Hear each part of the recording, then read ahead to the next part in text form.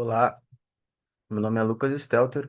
Estou apresentando no Congresso Internacional à Saúde essa revisão de literatura sobre os análogos de GLP-1 e os efeitos adversos relacionados ao seu estudo.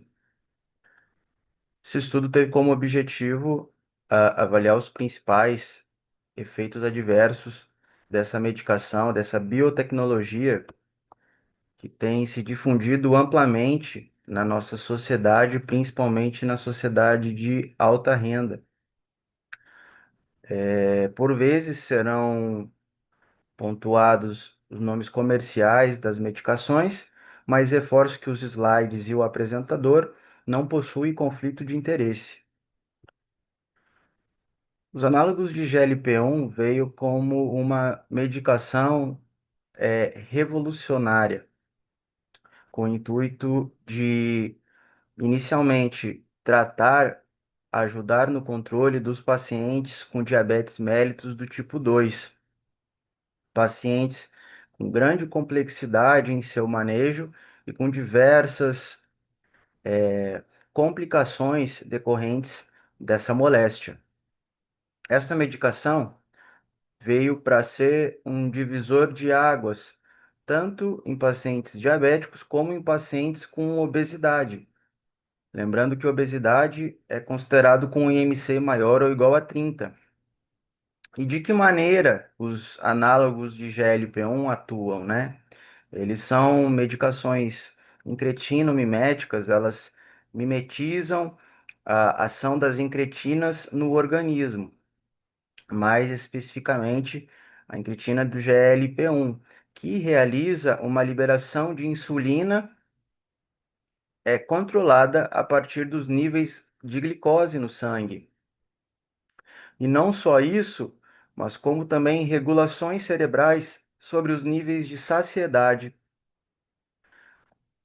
além de regulação no controle gástrico de secreção de grelina e na velocidade de esvaziamento gástrico, em que o paciente que está fazendo uso dessa medicação tem sensação de saciedade precoce ou falta de apetite, o que resulta em perda de peso e melhora dos parâmetros glicêmicos e, por vezes, parâmetros lipídicos.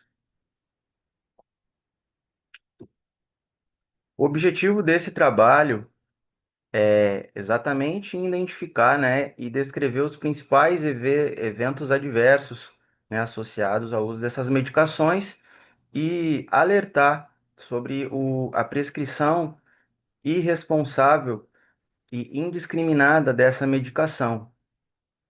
Muitas vezes podemos observar que os pacientes que realmente necessitam, os pacientes diabéticos e obesos, não têm acesso a esse fármaco e os pacientes de alta renda conseguem ter acesso mesmo sem ter indicação clínica bem, bem estruturada.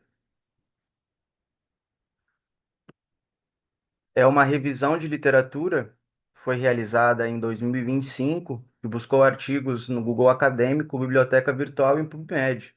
Aqui foram avaliados trabalhos brasileiros que também tiveram o objetivo de identificar os efeitos adversos e a eficácia, a efetividade dessa medicação. Os escritores foram obesidade e análogos de GLP-1, né? E os estudos publicados entre 2024 que foram avaliados.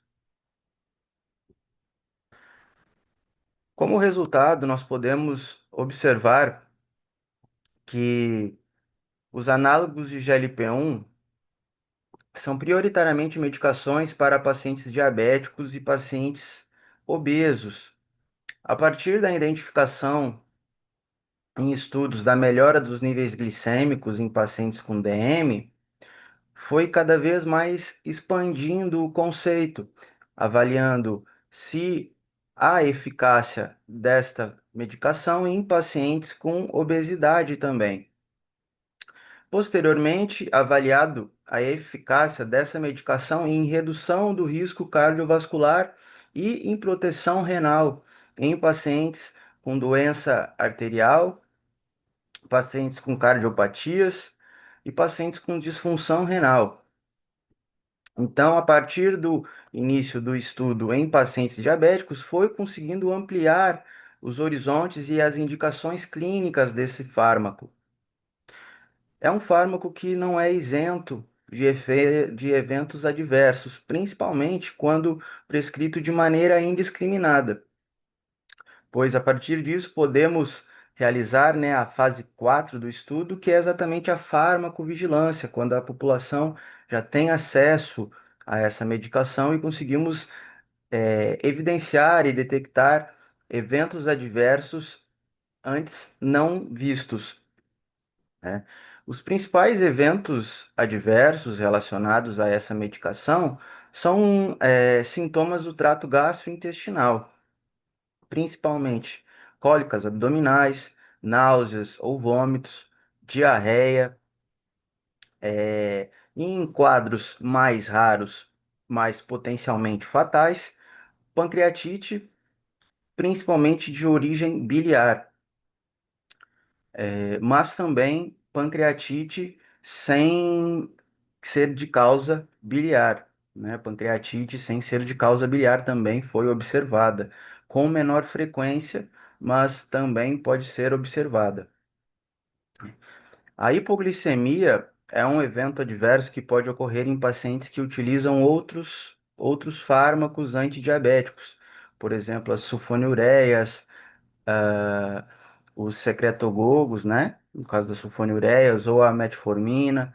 Então, pacientes que utilizam outras medicações antidiabéticas estão mais submetidos ao risco de hipoglicemia. O uso apenas de análogos de GLP-1, como por exemplo a semaglutida, que é o Ozempic, ou o Victoza, o Jardiance,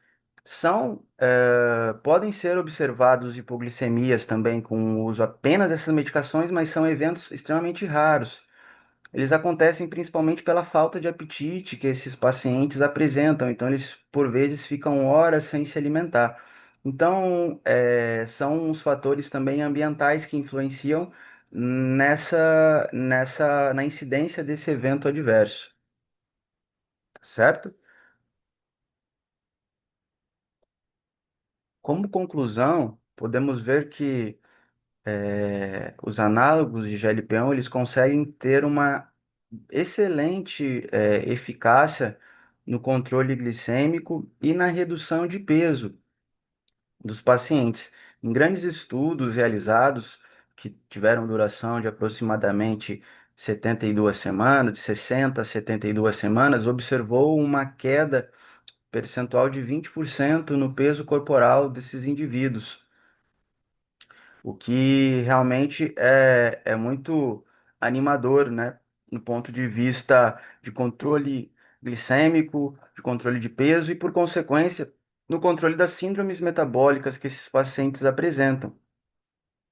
Na grande maioria das vezes, esses pacientes possuem hipertensão, o descontrole glicêmico propriamente dito, hipertrigliceridemia, o HDL abaixo do alvo e uma circunferência abdominal aumentada. Então, a partir do uso dessas medicações com a indicação clínica adequada, consegue-se melhorar também o perfil metabólico desses pacientes. Mas, como todas as medicações, isso requer uma responsabilidade médica e do paciente. Não é raro que tenhamos pacientes que chegam no consultório, mesmo sem indicação clínica, solicitar a prescrição dessas medicações por conhecer alguém ou alguma pessoa que está fazendo uso e teve bons resultados com a medicação no que tange ao efeito de perda de peso. Mas, como disse anteriormente, os efeitos colaterais, principalmente do trato gastrointestinal, não devem ser desprezados, principalmente os com potenciais de ameaça à vida, né? Como a pancreatite. Em alguns pacientes com história familiar, também podemos observar um aumento da incidência de carcinoma medular da tireoide, que é uma neoplasia extremamente maligna e deletéria, com prognóstico muito ruim da tireoide. Esses carcinomas medulares de tireoide são vistos também em pacientes com neoplasia endócrina múltipla, com mutação do gene RET. Então, esses pacientes com história familiar importante para neoplasias endócrinas múltiplas também não devem fazer o uso dessas medicações pelo risco aumentado, né, de desenvolver essas neoplasias. Tendo isso em mente, é necessário, né, uma prescrição adequada e com indicação clínica baseada em evidências para que podemos ter e tenhamos os resultados esperados com um índice de efeito adverso mais baixo dessas medicações. E isso depende da, da consciência da classe médica e da consciência da sociedade. Chego ao fim de minha apresentação. Obrigado.